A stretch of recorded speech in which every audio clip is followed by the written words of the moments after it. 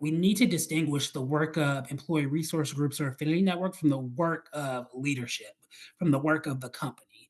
Employee resource groups are put in place to build community, to enable a more natural, safe space for our talent across different segments and demographics to come and feel like they have a safe space at work. They do that community work. Right? And that's intentional, that's meaningful, that helps drive our E&I action forward.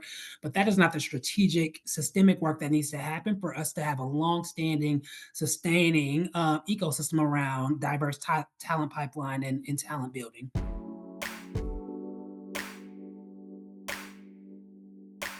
Hi everyone, welcome back to the All Inclusive podcast. On today's episode, I'm joined by Jamal White, Global HR Director and Equality and Inclusion Leader at P&G Gillette. We discussed how to retain diverse talent amid workplace obstacles, exploring practical strategies for creating inclusive systems, the role of employee resource groups, and how to identify and nurture genuine allies in the workplace. As always, before jumping into the video, make sure you hit that subscribe button, turn on your notification bell, and follow on your favourite podcast platform so that you never miss an episode. That being said, let's jump in. Hi, Jamal. Hey, Natasha, how are you? I'm good. How are you today? I'm so good and so excited to join you on your podcast. Really looking forward to the conversation. Yes. Me too. Thank you so much for joining us and all of our listeners, everyone's that's tuning in today. So let's get stuck in. Let's get started. Tell us a little bit more about your journey into DEI leadership. Yeah, it's a great question and a long story that I'll try to keep as short as possible. So I think it goes back to a little bit about my background. I'm originally from Chicago, Illinois. Born in the South Side inner city of Chicago, where you can imagine everybody looked like me, came from the same socioeconomic statuses, same family dynamics, etc. So I wasn't around a lot of diversity in essence at the time. It was people who were like me, up until high school, where my parents decided to pick my family up. I have 8 brothers and sisters, so 9 of us total. Pick my family up and move us to a small rural town in southern Iowa. And for those that aren't aware of Iowa or the United States or the regions, I was in the Midwest.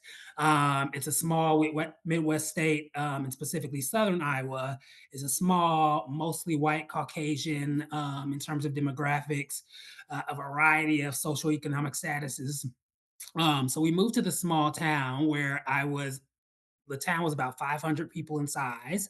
My graduating high school class was around 50 people, and as you can imagine, my family moved there and it was almost like a significant culture shock because we were the only people of color. So it's like we moved there and people either looked at us like aliens or they glorified us based off of what we were able to bring from a number of different standpoints. So I learned very early on in my formative years of life what it was like being the only one, and what it was like having to show up in a place where I felt so different, so unlike the others, not able to fit in, and what that the impact that had on me mentally, emotionally, etc. As I was growing through that phase of life. And and at the time, of course, at that young age, I didn't really know DEI as a concept. I didn't know diversity, equity, inclusion. I knew the feeling and I knew what I felt like because of the situation I was in, but I didn't really know what that meant. So I moved. I stayed in Iowa, of course, for college for financial reasons, and it was a similar demographic. I was very few Black or international or Hispanic or Asian individuals, and predominantly white. So say like 94% white at that institution. But at the time, I started to learn what DEI was and what it meant because you started to see those student organizations that were made up of Black Student Union or Asian Student Union or Hispanic Latin Student Union, and you start to see those silos and segments kind of happen right in front of you, and see those communities form. And that's where I started to develop my passion because you see racism, discrimination, prejudice come to life in these institutions as you see larger populations start to build in those spaces. So that's where my passion came from. And then it started to just grow and permeate as I moved into my professional career. Again, now in the corporate world of which I work, started in an HR business partner space, again at a predominantly white corporate institution of work. uh, where things still became more acute. You would think, you move into the professional world, people are more aware, people are more acknowledged. They know that people like me exist, or people like my friends or distant relatives exist, but they don't, and they haven't been exposed to that. And you recognize the need to drive this level of awareness, education, and build that capability and that mindset to support, empower, and enrich that these different minority segments of the world. So that's the long story kind of shortened into a bite side of how I got introduced to the work and where my passion came from, because I felt what it was like firsthand to be the only one as a African American gay male in a predominantly white, heterosexual, same socioeconomic status environment. And it sparked my passion to not allow other folks to have that same experience. I mean, that sounds like an amazing and interesting journey there. It seems like through a lot of stages of your life, you've encountered environments or situations where you have been the only one. And in particular, I know going into the corporate environment, I myself have experienced it as well, like where you are the only one that is sitting on a table or in a meeting, and it can be a little bit challenging, it can be difficult. So what strategies have you found that works well for you in order to help improve that environment for yourself and feel more included? You know, as I think about myself and I compare to probably the more typical Black experience or minority experience, I feel like at this point in my life, I now have this privilege of being at an advantage given how I grew up. I have moved, I talked about my story moving to Iowa and having to learn and navigate through that. And I built this sort of resiliency to, like, learning how to almost, for better or for worse, learning how to code switch in the right way, learning how to adapt to that environment. And as I came into the corporate world and tried to come into my identity even more, for me, it was about right sizing this notion of code switching and, and where and how, while also still showing up as my authentic true self. And because I mean, we all know, especially those that work in the corporate environment, that if you have to retain the burden of like suppressing parts of you while also having to do all these things that are expected of you at work, that becomes a second job, right? And that tolls on your mental health and your well-being and your ability to perform at your peak. So I knew coming into the corporate environment that I needed to be able to show up as my full authentic self in order for me to, one, balance my well-being, feel like I'm in a safe space, perform in the way that I would like to perform. um, so I think the first part for me was gravitating to a network of support. So I talked a little bit about student organizations, but specifically in the corporate environment, employee resource groups have been a huge enabler for me. Coming into my current company, Procter and Gamble, where we had a pretty established set of employee resource groups, or affinity networks, we like to call it. That was the first step for me to gravitate to people who looked like me or had similar experiences as me. Um, so that I felt that sense of comfort and that sense of safe space, and I could see people across different levels, across different functions in the company that were doing great things that were like me, right? And it was having that sort of security of feeling that way. So I think employee resource groups were number one. And then number two was, beyond employee resource groups, allies within the organization that didn't look like me, that didn't have the same experiences, but that were more so like the majority that could, one, be advocates for me, help coach me, help affirm that me showing up as my authentic self is okay and is needed for us to deliver in the way that we want to deliver. Um, so I think those were the two main pieces. And as I think about creating the space today where folks feel empowered and enabled, to bring their full authentic selves to work, it's a ensuring that they have the safe space. So employee resource groups, it's ensuring that we have active allies and champions, and we can get into this conversation of passive versus active and the role that those things play. it's intentionality in our systems, right? So creating and influencing systems to be more equitable and inclusive, which we all know that unfortunately that's something that we still struggle with in corporate environment and across institutions across the world. Um, and then ensuring sponsorship, mentorship, and really curating that foundational network of support to have folks in their circle so that they can pave their way to be successful in the long run and in the short term. Yeah, great. I mean, I totally agree. I think it sounds like I know it probably felt odd you saying like, oh, I feel like I come from a position of privilege.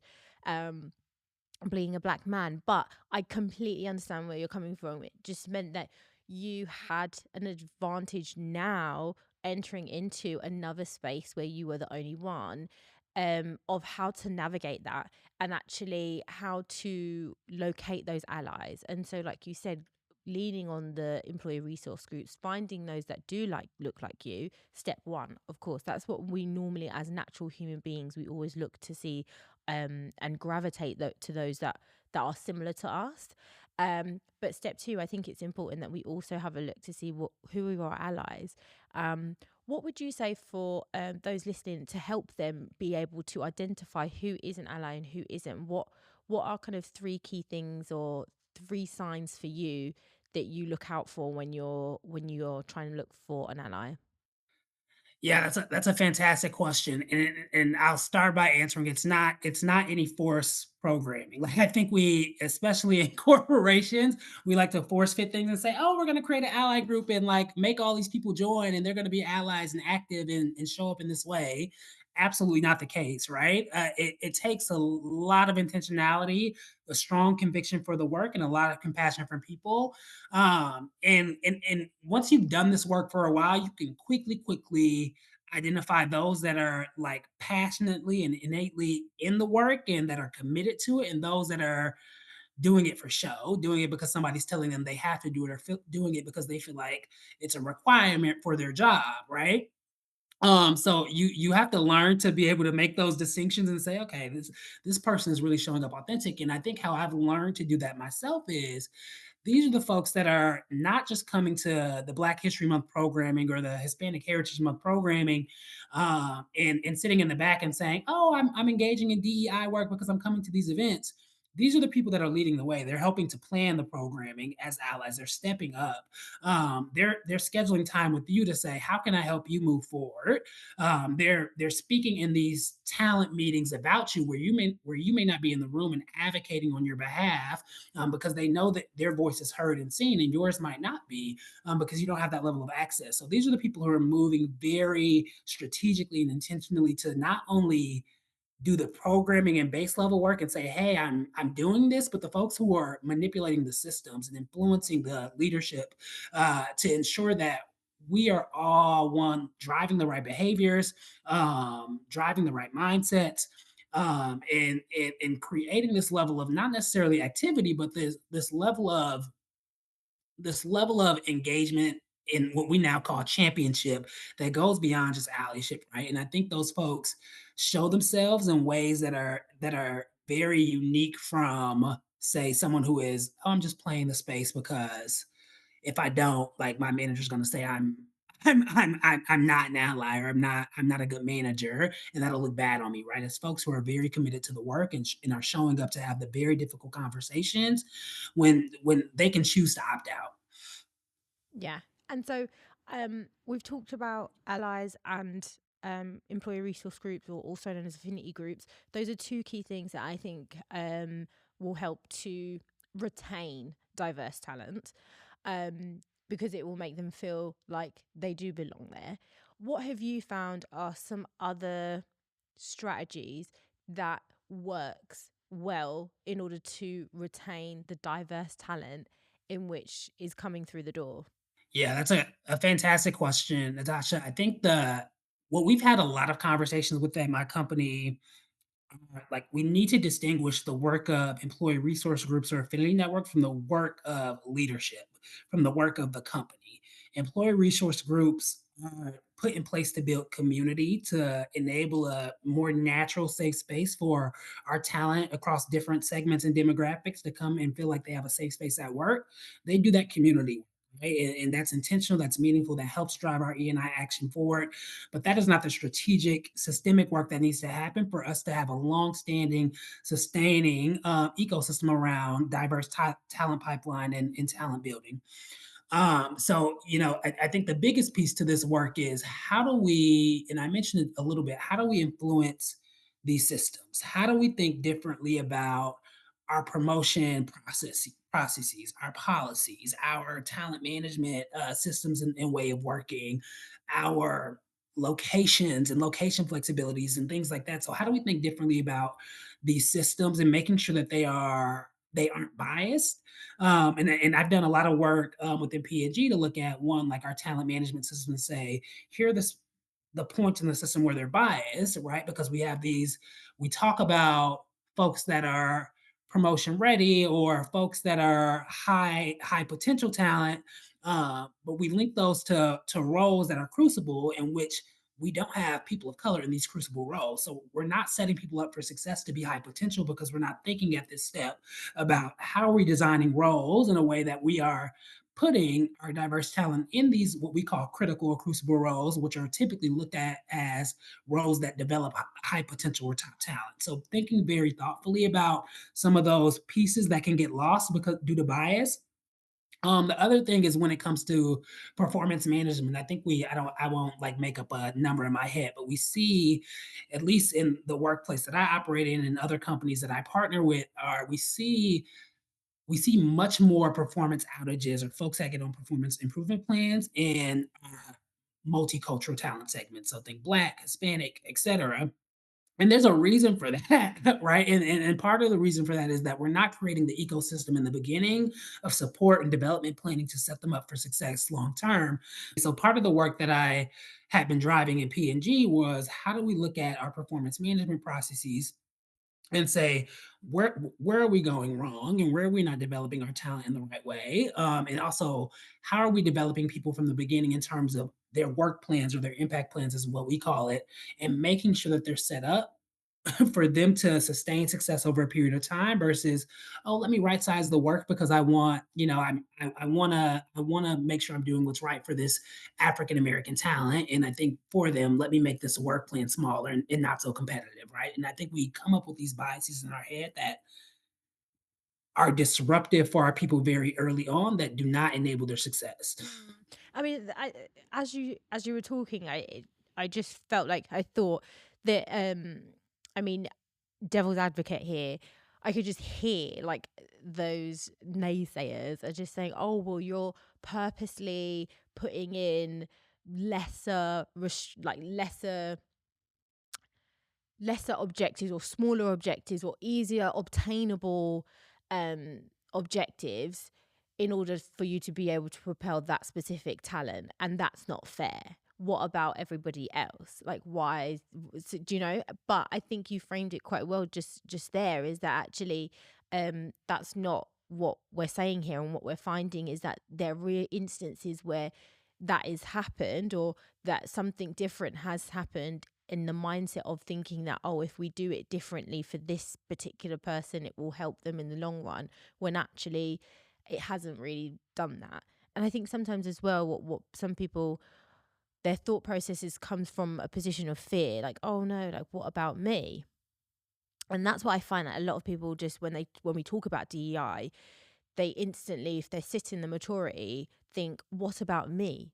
Well, what about what? How does that take? That's taking away from what I've got, um, which that's not what we're trying to do here. And I think it's important that when we're looking at retaining talent, well, yeah, when we're looking at talent and retaining talent, diverse talent, is that the initiatives and programs that we're putting in place are an inclusive one. So it means that the policies or the objectives that you put in place are accessible for everyone in a way that they actually haven't been previously, because they weren't. And that we know that because these particular individuals from this demographic were not able to to reach, and we're not able to gain um, the success that we all expect everyone, or we all want everyone to get. Yeah, I no, you hit it right on the head. It's not a zero-sum game, and I think too often our colleagues in the workplace and beyond, I think it is. They think that, hey, if we pour into this one group, we're taking away from another. And that's not the case, right? Our true intent is that we're creating an inclusive and equitable environment for everyone, all talent segments, not just our Black folks in the workplace, not just our Hispanic or Asian folks in the workplace or our LGBTQ colleagues. It's everybody. And what you have to help people understand now is that there's systems and practices and policies in place that have disabled that from happening for some of these minority demographics in the past. So we need to level the playing field. We need to think in terms of equity. Now, giving folks equitable opportunities to be successful. Like, do people have equal opportunities to be successful? You don't treat everybody equally because everybody's not the same, right? Like everybody's not the same. You have to think about, are we creating an equitable ecosystem for folks to grow and thrive in? And that's what it's about, right? And as we think, we talk about creating a irresistible superior employee experience. And as a part of doing that, we look at where we have like we look at our entire employee base, where are we seeing outages across our employee base, and we're looking at where like what are the talent segments that are being impacted?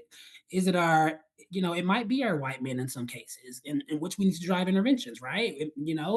But more often than not, at least in the past, it's been our Black females, our gay, lesbian, bisexual colleagues who are showing up in the negatives in terms of our culture engagement surveys and things like that. So we're recognizing, just as you do with a business problem, you recognize where you have an outage and you have to go after and see where you can address that outage to turn around your business, right? And we look at our organization in the same way. Where are the pockets of the organization where we have an outage? And looking at that very intentionally and saying, what do we need to do differently to close that gap? And that's what inclusion is about. It's looking at the entire talent ecosystem, the entire employee base, and thinking, where do we have opportunities to be better and doing the right work and the intentional work to, like I said, close that gap. I love that. I love that. And so, looking to the future, what do you foresee for diversity, equity, inclusion, or what would you like to see? Yeah, I mean, what I foresee versus what I would like to see, probably two different things. So it's a very interesting dynamic right now in the DEI space. I know specifically in the US. I'm not sure how it's like in some other places in the world, but I'll speak specifically to the US for a bit.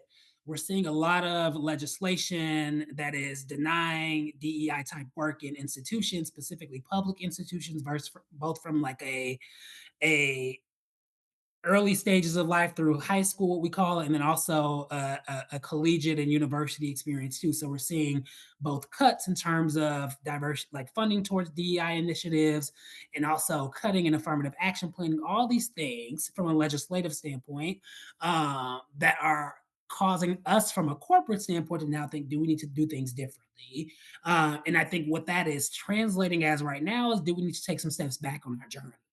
To one, avoid litigation, avoid lawsuits, all these things. So we're starting to it's a good and a bad thing because it's challenging us to think really differently about this notion of DEI and really focusing on this level of inclusion and inclusion of all talent segments. So I think in the past we went from wholly focused on representation. We need to hit these targets. We need to hit these goals. We need to like make sure we have diverse representation within the workplace, which is still all very true and needed. And we need to make sure we're creating a diverse talent segment to serve the consumers that we want to reflect, right?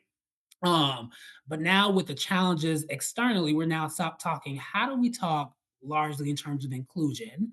We've created this space where we have diversity representation. We have the numbers, but people aren't feeling valued. We're not retaining them. How do we think holistically about this inclusion element and this belonging element? So how do we drive inclusion and drive inclusion to the level where folks feel like they belong and they can thrive and that they can be successful? So I think that there's a bit of it that's exciting and causing us to think a little bit more thoughtfully about some of this work. There's a bit of it that makes me nervous and scared about where we're going, obviously, as an external community and country and world.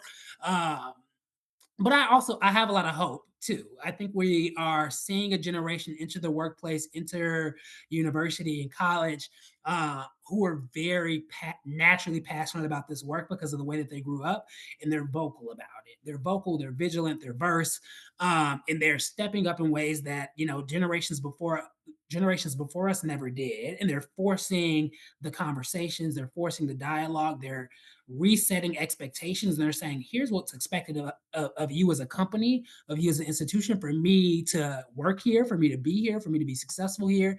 And that's very different than what we've seen in years past. So Yeah. I think we're starting to see the pendulum slowly shift from a demographic standpoint as we move into a more multicultural world and workforce and everything in between.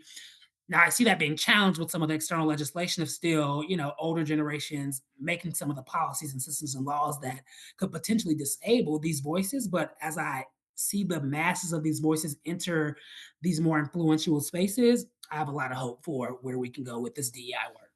Oh, that's great. No, I too have a lot Yeah. of hope for it. And I agree with you. I think as we're moving forward, we are seeing Gen Z, they care more about what DEI initiatives an organization has put in place, or what those DEI goals are and what they look like. They may well not frame it in the words of diversity, equity, inclusion, but they're going to, at their interview, ask, oh, well, what is your kind of demographic makeup here? Like, do you have affinity groups? Like, what do you do for cultural events and things like that? Like, they're going to be asking those sorts of questions, and they're going to hold businesses accountable themselves by either sticking around at an organization or just up and leaving. And I think that's gone are the days, I think, that people have jobs for life. Like, I remember when I was younger, like, that was the thing for my mum. Like, it was, and that's what I was kind of taught. Once you get a really good job, stay there. Like, just stay there. Keep your head down, work your ass off, and this is the job for you. This is the job for life. Um, Whereas now, as we're moving on from that, I feel like it's not enough to just simply be in a job with a good, decent wage. Like, you want to feel valued, you want to feel respected and feel as though that you belong there. And as soon as you don't, I feel like more and more people are finding the courage to leave, because they will find an organization that does offer those things. Yeah, you're spot on. You're spot on. I mean, I see it now, and I wouldn't even say I'm that far removed from the generation, but I see so many shifts in the energy, and it's interesting watching the dynamic in the workplace, right? And watching companies having to change their people and organization engagement strategies to meet that need, because what talent is saying now that is entering the workforce is that we don't need you. Like, you need us. Like, you need us to come and Yeah. innovate and change Mm. and drive these things. So we have choices and we have options. And if we have a choice to make, we're gonna choose the company that cares about corporate social responsibility, both internally and externally to the company, right? And that's doing the hard work, and that's creating a space where I feel comfortable. Like, I feel comfortable coming as I am to work every day, showing up as my best self. And then also I feel confident in what the company is doing, and that they're walking the talk, and they're not just and it's not just table talk, right? So I think you spoke to it quite well when you said, like, they don't care. They don't care. They'll submit their resignation in a second, even if it means that I'm jobless. Like, some are even saying, like, I just don't. I would love to protect my peace. Yeah, Like, I've and heard that. literally, I I was about to want say, to protect it's my that peace. well-being piece as well. Like, it's just like it's more than just, it's more, life is more than just a job. And I think more and more people, especially with numerous events that have occurred more recently, has really just shocked the world and just really put everyone's perspectives in place and just everyone's understanding. Like, I commit to pretty much majority, like what, 80-90% of our lives is spent at work or doing work. And so it's kind of just like, well, I need to make sure that if I'm doing this work, it's meaningful, like I'm valued. And it's not worth it if it's going to mess with my own mental health and my mental well-being. Like, I'm out. And like, that's something that I also now have gradually over time have come into that mindset of, I mean, this is the reason why I'm doing this podcast. This is how I've arrived at doing the podcast, is because I decided to actually put myself first and put my well-being first. And I wanted to do work that I am passionate about and that I believe in. So yeah, I've thoroughly enjoyed our conversation, Jamal. Like, it's been great. Before you do leave us, I just want to ask, could you give our listeners just one piece of parting advice to help them along their journey to creating and building more inclusive environments? Uh, I'll start at this will probably be a contrast advice. So mine is don't, as a minority in the workplace. So I'll speak first to the minorities in the workplace. As a minority in the workplace, don't feel like you have to take on the burden by yourself. I think I included, come into these jobs, these corporations, and say, I have to put this whole thing on my back. I have to challenge my own mental well being and peace. It's not your job. Like it's not your job, and I struggle with that every single day. And this dichotomy of, oh, I really want to move this forward, and I really want to make progress, and I think we can, and I'm the right person to do it, but you can't do it alone. Like, you can't do it alone. If you don't have buy-in from folks that don't look like you, if you don't have buy-in from the majority, the general market, we will not make the progress we need. So you need to enable them to do the work. And that's what I've been working on myself, is like enabling these folks to do the work, to take the burden off of you. Because oftentimes the burden falls on those that are most oppressed. And it's so unfortunate. And we have to shift that narrative, and we have to shift that expectation. Otherwise, we won't progress into this next stage of this DEI journey. I would say is my feedback piece number one for those who identify as minorities in the workplace or wherever institution you may operate in. The piece I would give to those allies, those champions, is don't give up. um, those who are invested in the work, you're a little is never not enough. Like, as much as you can do is enough. Some folks think they're, I don't know if many folks know Nova Reed. We brought her in to a session this past week, who talks about sexism and racism in the workplace. And one of the things she said was, we can't do it all. And as an ally or a champion, you can't do it all. And don't feel bad about not knowing, not being educated enough. Like, engage in the work. Do not choose to opt out. Engage in the work, because even the smallest bits of impact that you can make can drive dividends for one individual. And if you can drive dividends for one individual, if there's enough of us doing it, if there are enough of us committed to the work, we can really make a significant impact. So keep on the journey, stay committed, and thank you for your passion and conviction for the work. Oh, that's amazing. Thank you so much, Jamal, once again for joining me today. Your insights have been amazing. And I know that all of our listeners are going to be finding value in what you've told us today. For those that are listening, how best can they connect with you? Yeah, so I'm on all social media platforms. You can find me, probably best is LinkedIn. Name is just Jamal White. So feel free to follow me there. Of course, if you want personal social media, I have Instagram, Facebook, all those things. But from a professional DEI standpoint, definitely LinkedIn is probably the best platform, and we can connect and talk and continue the conversation. Oh, fantastic. Well, I will be putting a link to your LinkedIn profile below. So, for everyone that's listening, they're able to connect with you, find out, and keep up to date with all of the great work that you're doing in the DEI space. Once again, Jamal, thank you so much. And thank you, listeners, for tuning in too. Thank you for having me, Natasha. It was such a good time. I really appreciated being on the show.